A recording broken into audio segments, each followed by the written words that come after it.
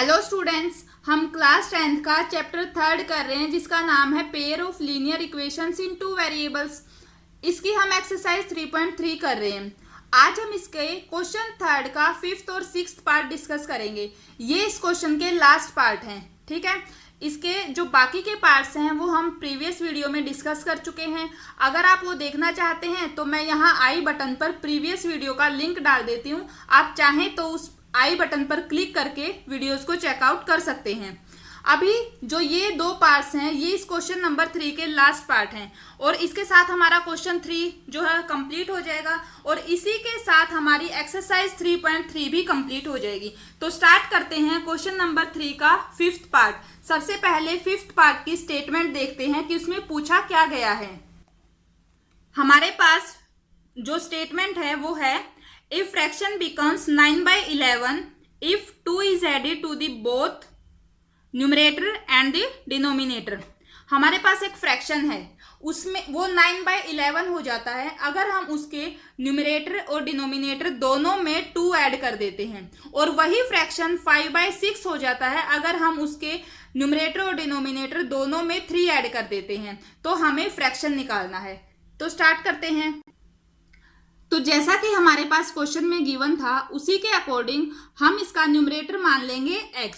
जो फ्रैक्शन है उसका न्यूमरेटर हमने x मान लिया है और इसी तरीके से डिनोमिनेटर को हमने y मान लिया है, ठीक है। तो आपको पता होगा जो फ्रैक्शन है वो होता है न्यूमरेटर बाय डिनोमिनेटर। तो हमारा जो फ्रैक्शन आ जाएगा वो आ गया x/y। अब जो क्वेश्चन में कंडीशन गिवन है उसके अकॉर्डिंग देखते हैं। पहले हमारे पास गिवन है अगर हम इसके न्यूमरेटर और डिनोमिनेटर दोनों में 2 ऐड कर देते हैं, तो अगर हम x में भी 2 ऐड कर दें और y में भी 2 ऐड कर दें, अब ये फ्रैक्शन बन गया है। ये फ्रैक्शन हो जाता है 9/11 के इक्वल, ठीक है। सबसे पहले इसको सोल्व करेंगे, ठीक है।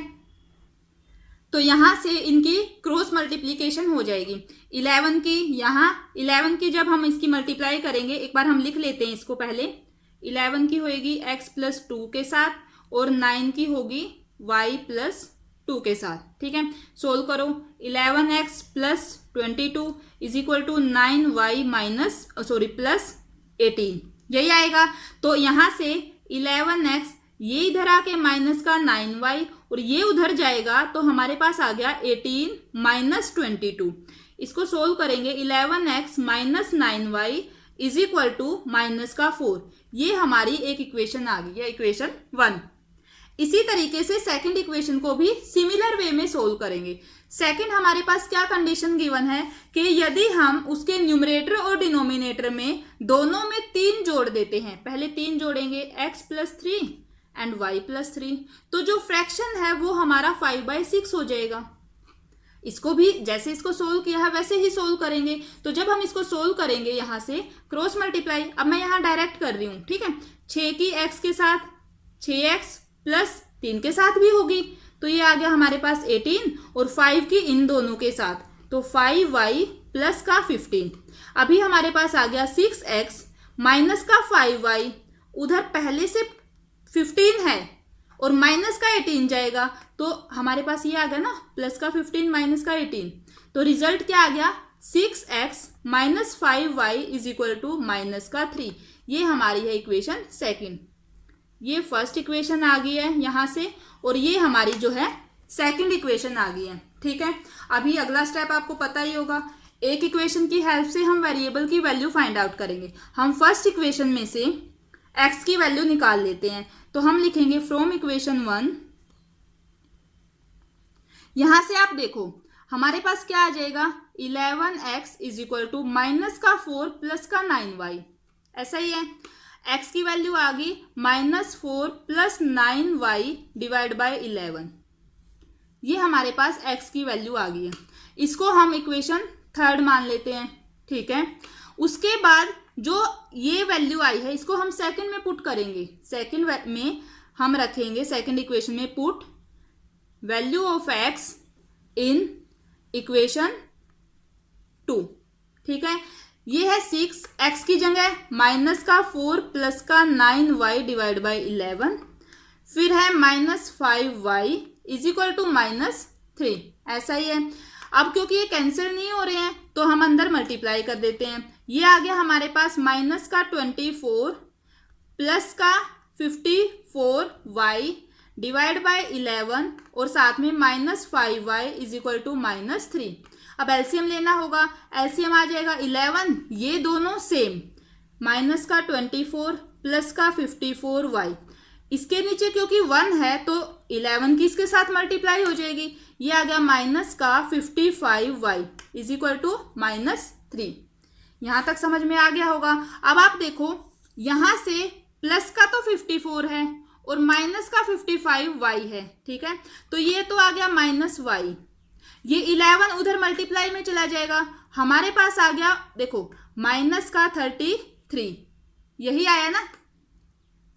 और अभी हमारे पास ये भी तो है 24 जो इधर प्लस का है, इसको मैं यहीं लिख लेती हूँ ताकि आपको कोई भी कंफ्यूजन ना रहे। देखो माइनस का 24, इन दोनों को सोल्व किया -y, 11 जो है जो इनके डिवाइड में था उधर गया तो माइनस का 33। अब यहाँ से -y जब मैं इसको उधर लेके जाऊंगी प्लस का हो जाएगा, तो ये जब मैं माइनस का 30, देखो ऐसे लिखेंगे, यहाँ हमारे पास आ गया -y इज इक्वल टू, उधर -33 पहले से है और प्लस का 24 और आ जाएगा, समझ गए। अभी -y इनको जब हम सोल्व करें तो ये आ गया माइनस का 9, तो y आ गया है 9, माइनस से माइनस कैंसिल हो जाएगा, ये आ गया y। अब इस वैल्यू को हमें इक्वेशन थर्ड में पुट करना है, put value of y in third equation, ठीक है। थर्ड में जब हम इसको रखेंगे तो देखो x is equal to -4 plus का 9 इंटू y की वैल्यू भी तो 9 है, is equal to 11 divide by 11, तो यहाँ से ये -4 है, ये प्लस का आ गया 81 और डिवाइड बाय 11, इनको जब हम सोल्व कर रहे हैं तो ये आ रहा है 77 डिवाइड बाय 11, कैंसिल होके जो x की वैल्यू है वो आ गई 7। अब हमारे पास x भी आ गया है और y भी, लेकिन क्वेश्चन सिर्फ ये दोनों नहीं निकालने थे, हमें क्या फाइंड आउट करना था, फ्रैक्शन, और फ्रैक्शन हमारा है x बाय y, तो हम लिखेंगे hence the fraction is x by y, है ना, x बाय y है हमारा फ्रैक्शन, और x की वैल्यू है हमारे पास 7 और y की वैल्यू है 9, तो ये हमारा जो है वो कंप्लीट आंसर आया है 7/9। तो इस तरीके से ये हमारा क्वेश्चन नंबर 3 का 5th पार्ट कंप्लीट हो गया, ठीक है। अभी हम करते हैं इस एक्सरसाइज का हमारा लास्ट क्वेश्चन, क्वेश्चन थर्ड का 6th पार्ट। तो सबसे पहले उसकी स्टेटमेंट देखते हैं।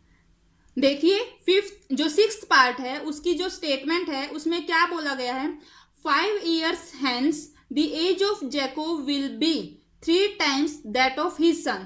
एक जैकोब है, एक उसका बेटा है, इस जो जैकोब की 5 साल बाद यानी कि प्रेजेंट एज से 5 साल बाद जैकोब की जो एज है उसके बेटे से 3 गुना हो जाएगी। 5 years ago 5 साल पहले Jacob age was 7 times that of his son। आज से 5 साल पहले यानी कि पास्ट में उसकी जो जैकोब की एज है वो उसके बेटे से 7 गुना थी। What are their present age, तो हमें जैकोब की भी और उसके बेटे की दोनों की प्रेजेंट एज निकालनी है। तो स्टार्ट करते हैं। अभी जैसा कि क्वेश्चन में बोला गया है उसके अकॉर्डिंग हमने जैकोब की प्रेजेंट एज को x मान लिया है, ठीक है। मान लेते हैं जैकोब जो है प्रेजेंट में x साल का है और जैकोब का सन, उसका जो बेटा है वो y साल का है। तो ये मैंने आपको समझाने के लिए लिखा है, ये अगर आप ना लिखें, अगर आपको समझ में आ जाता है तो आप डायरेक्ट भी कर सकते हैं। देखो 5 year hence यानी कि आज से 5 साल बाद जैकोब की एज कितनी हो जाएगी, अगर वो आज 5x साल का है तो 5 साल बाद तो 5 साल बड़ा हो जाएगा, तो हमने उसमें 5 ऐड कर दिया। आप अपनी एज से समझ सकते हो। मान लो अगर कोई एक बच्चा आज 10 साल का है तो 5 साल बाद कितने का हो जाएगा, 5 और ऐड हो जाएंगे यानी कि 15 का। वही सेम हमने यहाँ किया है। देखो जैकोब की जो एज 5 साल बाद x + 5 की हो जाएगी और उसके बेटे की y + 5। और अगर हम पास्ट की बात करें 5 years ago 5 साल पहले की बात करें तो वो 5 साल छोटा रहा होगा। इसका मतलब जैकोब की एज x - 5 थी 5 साल पहले और जैकोब के बेटे की y - 5 थी 5 साल पहले। तो ये बातें अगर आप वैसे ही समझ जाते हो तो ये यहाँ लिखकर बताने की ज़रूरत नहीं है। हम सिर्फ ये दो बातें मानेंगे और उसके अकॉर्डिंग जो क्वेश्चन में कंडीशन गिवन है उसके अकॉर्डिंग हमारे जो लीनियर पेयर्स है वो बनाएंगे। तो देखो क्वेश्चन में बोला गया है कि 5 साल हैंस, यानी हमें ये दो बातें यूज करनी है। जैकोब की एज यानी कि x + 5, ये जैकोब की एज हो गई, ये 3 गुना थी इसके बेटे की कितनी है y + 5, इसकी एज इसकी 3 गुना है। तो अगर मैं इसकी भी 3 गुना कर दूं तो क्या दोनों इक्वल हो जाएंगे ना, क्योंकि इसकी तो पहले से 3 गुना है और इसकी को अगर 3 गुना कर दिया गया तो दोनों इक्वल हो जाएंगे। यहां से इसको हम सोल्व करके हमारी इक्वेशन 1 बना लेंगे, लीनियर जो हमारी लीनियर इक्वेशन आती है उस फॉर्म में। x + 5 = 3y + का 15, यहां से x ये y इधर आ जाएगा और ये 5 उधर चला जाएगा, 15 - 5 तो x - 3y = 10। ये आ गई हमारे पास हमारी फर्स्ट इक्वेशन। इसी तरीके से अगर हम आगे बात करें तो क्वेश्चन में बोला गया है कि 5 साल बाद पहले एगो की बात कर रहे हैं, 5 years एगो, जो जैकोब है उसकी एज उसके बेटे की एज की 7 टाइम्स थी। यानी कि देखो इसकी तो पहले से 7 गुना है और अगर मैं इसको भी 7 गुना कर दूं तो दोनों की इक्वल हो जाएगी। एक इक्वेशन हम यहां से निकाल लेंगे इनको सोल्व करके। तो x - 5 = 7y - 35, x - 7y = -35 + का 5, x - 7y = -30। एक इक्वेशन ये आ गई है हमारे पास जो सेकंड इक्वेशन। ठीक है, ये तो हमारी लीनियर इक्वेशंस बन गई हैं। अब इनको सब्स्टिट्यूशन मेथड से सोल्व करना है तो स्टार्ट करते हैं। फर्स्ट इक्वेशन की हेल्प से हम x की वैल्यू निकाल लेते हैं फ्रॉम इक्वेशन 1। यहां से x आ गया 10 + का 3y, ये आ गई x की वैल्यू, इसको मान लेंगे थर्ड इक्वेशन। अब इसको हम सेकंड में पुट करेंगे, put value of x in equation third में जब रखेंगे x की जगह 10 + का 3y, फिर है -7y, उधर है -30, ये दोनों सोल्व होके आ रहे हैं -4y, -30 पहले से था, इधर से 10 उधर जाएगा तो वो भी माइनस का हो जाएगा। ये हमारे पास आ गया -4y = -40। तो देखो माइनस से माइनस कैंसिल, 4 से ये 40 कैंसिल, यानी कि 10 आ जाएगा। तो y की वैल्यू आ गई है 10, हम लिखेंगे y = 10, ये आ गया है y। अब हमें x भी निकालना है। इस वैल्यू को हम हमारी जो थर्ड इक्वेशन आई थी इसमें पुट करेंगे, जो ये थर्ड इक्वेशन है लास्ट में। तो देखो थर्ड इक्वेशन है x = 10 + 3 × y, y की वैल्यू है 10, यहाँ रख देंगे इसको। तो यहाँ से हम x की वैल्यू निकाल लेंगे, x = 10 + 30, तो x की वैल्यू आ गई 40, x की वैल्यू 40 आ गई है, y की वैल्यू 10 आ गई है और x हमारी जैकोब की जो है प्रेजेंट एज हमने मानी थी और y उसके बेटे की प्रेजेंट एज मानी थी और यही क्वेश्चन में निकालना था। तो हम लास्ट में क्या लिखेंगे, hence present age of Jacob, वो तो है 40 years, ये y से ईयर्स है, ठीक है, and present age of Jacob son, वो है हमारे पास y था ना, तो y की वैल्यू आई है 10 years। ठीक है, तो इस तरीके से ये हमारा क्वेश्चन कंप्लीट हो गया है और इसी के साथ हमारी एक्सरसाइज 3.3 कंप्लीट हो गई है।